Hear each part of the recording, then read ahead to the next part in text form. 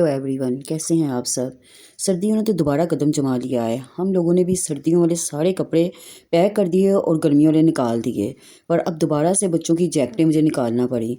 अब ईद है, समझ ही नहीं आ रही कि ईद पे किस तरह के कपड़े इस बच्चों को पहनाएं, गर्म पहनाएं या ठंडे पहनाएं। कुछ समझ नहीं, ज़रूर आप लोगों के साथ भी इसी तरह से हो रहा होगा। मैंने अपनी बेटी के लिए लोन के कपड़े बनाए और लेकिन मुझे नहीं लग रहा कि उससे लोन के कपड़े जो है ना पहने जाएंगे। वो पहले ही कह रही मामा मुझे बहुत सर्दी लग रही है।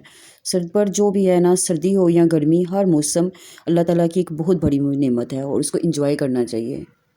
आप लोगों ने अपने बच्चों के लिए किस स्टफ़ में कपड़े बनाए, मुझे ज़रूर बताइएगा। चलिए चलते हैं असल टॉपिक की तरफ।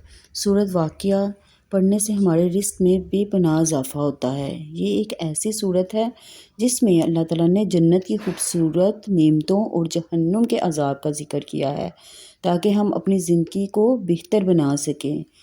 ये सूरत हमें याद दिलाती है कि दुनिया की ज़िंदगी आर्जी है और असल कामयाबी आखिरत की है और हमें आखिरत की ही तैयारी करनी चाहिए। अगर आप चाहते हैं कि आपके रिस्क में बरकत हो तो आप सूरतुल वाक़िया पढ़ने की आदत बनाएं और आप देखेंगी कि किस तरह आपकी परेशानियां दूर होंगी और आपके रिस्क में बरकत होगी।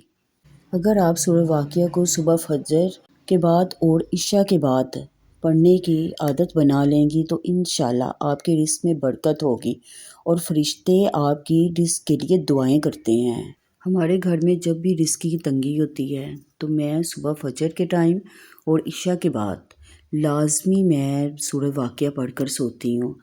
तो यकीन करें अल्लाह ताला ऐसे ऐसे सबब पैदा कर देता है रिस्क के कि जो हमने सोचा भी नहीं होता। मेरे कहने पे आप भी करके देखें, यकीन करें अल्लाह ताला आपको उधर उधर से रिस्क अता करेंगे जहां आपने सोचा भी नहीं होगा और आपकी मुरादें भी पूरी से होंगी इंशाल्लाह। मेरी जो बहनें ये देख रही हैं मेरा व्लॉग, मुझे यकीन है कि वो ज़रूर इस पर अमल करेंगी और मुझे आपने मैसेज में ज़रूर बताना है। अगर आपको मेरा व्लॉग पसंद आया है तो प्लीज़ लाइक शेयर कीजिएगा। अल्लाह हाफिज़।